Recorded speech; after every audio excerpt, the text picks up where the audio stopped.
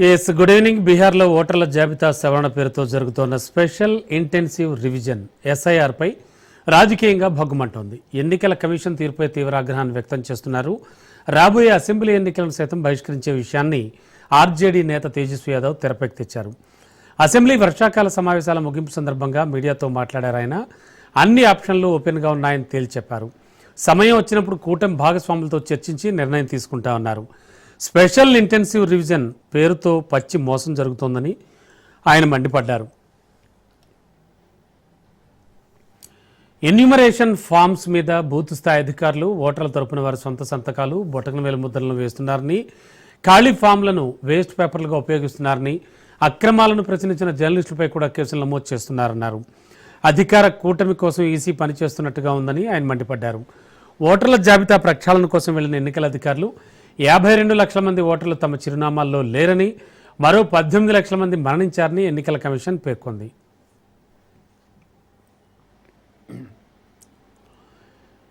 EC తీరుతో కోట్లాది అర్హులైన పౌరుల ఓటు హక్కును కోల్పోతారని ప్రతిపక్ష పార్టీలు విమర్శిస్తున్నాయి.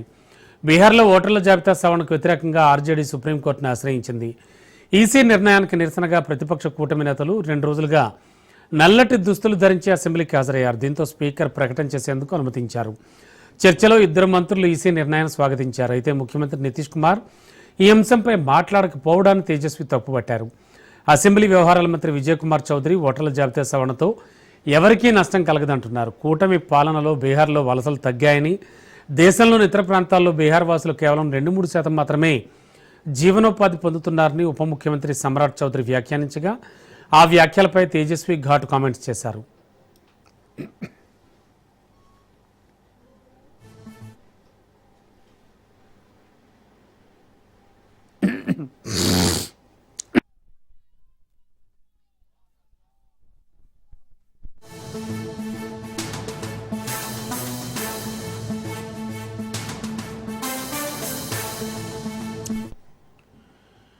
పార్లమెంట్లో ప్రధాని మోడీ చేసిన వ్యాఖ్యల్ని సభలో తేజస్వి వినిపించారు. పార్లమెంట్లో ప్రధాని నరేంద్ర మోడీ ప్రకటనను ఆయన ఉటంకించారు. బీహారీ వలసదారుల సంఖ్య 3 కోట్లకు పైగా ఉందని నాడు ప్రధాని చెప్పారని ఆయన వివరించారు. కావాలంటే ఆ ప్రింటౌట్ మంత్రులకు పంపిస్తా అన్నారు.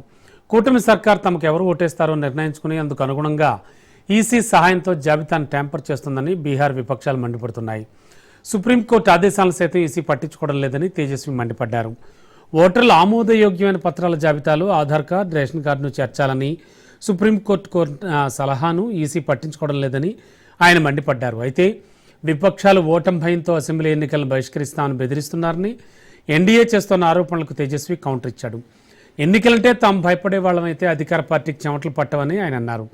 ప్రభుత్వంపై తాము పోరాడడానికి సిద్ధమని ఆయన చెప్పారు. ఆగస్టు 1 నుంచి నిజమైన ఆట ప్రారంభమవుతుందని, అప్పటి నుంచి ఈసీ ముసాయిదా జాబితాను తయారు చేయడం ప్రారంభిస్తుందని, ఓటర్లు తమ వాదనలు లేదా అభ్యంతరాలను దాఖలు చేయడానికి అనుమతించబడతారని కూడా ఆయన అన్నారు.